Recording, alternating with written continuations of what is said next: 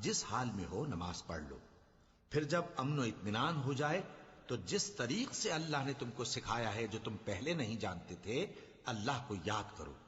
اور جو لوگ تم میں سے مر جائیں اور عورتیں چھوڑ جائیں، وہ اپنی عورتوں کے حق میں وصیت کر جائیں کہ ان کو 1 سال تک خرچ دیا جائے اور گھر سے نہ نکالی جائیں۔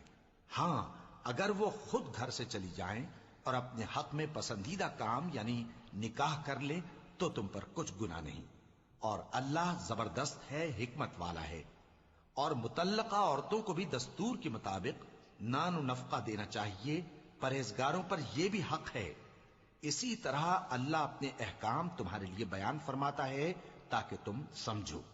بھلا تم نے ان لوگوں کو نہیں دیکھا جو شمار میں ہزاروں ہی تھے اور موت کے ڈر سے اپنے گھروں سے نکل بھاگے تھے؟ تو اللہ نے ان کو حکم دیا کہ مر جاؤ، پھر ان کو زندہ بھی کر دیا۔ کچھ شک نہیں کہ اللہ لوگوں پر مہربانی رکھتا ہے، لیکن اکثر لوگ شکر نہیں کرتے۔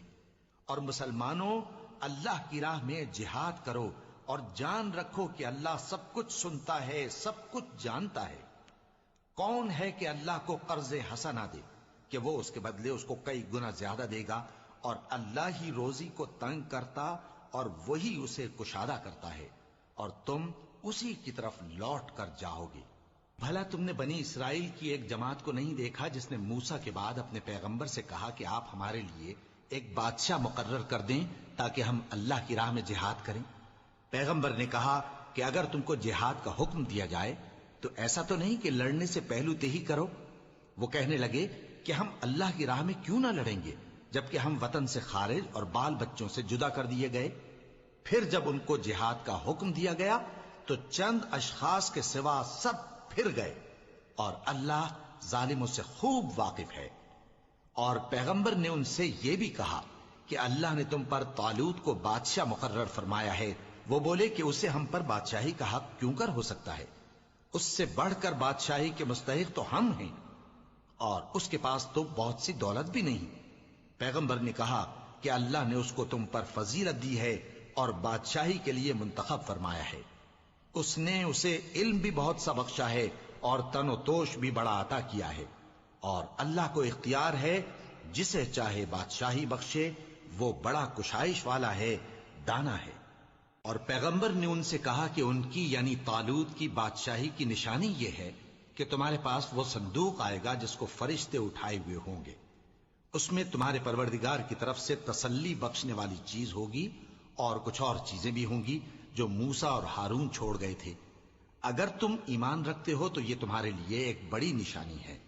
غرض جب طالوت فوجیں لے کر روانہ ہوا تو اس نے ان سے کہا کہ اللہ ایک نہر سے تمہاری آزمائش کرنے والا ہے، جو شخص اس میں سے پانی پی لے گا اس کی نسبت تصور کیا جائے گا کہ وہ میرا نہیں، اور جو نہ پیے گا وہ سمجھا جائے گا کہ میرا ہے۔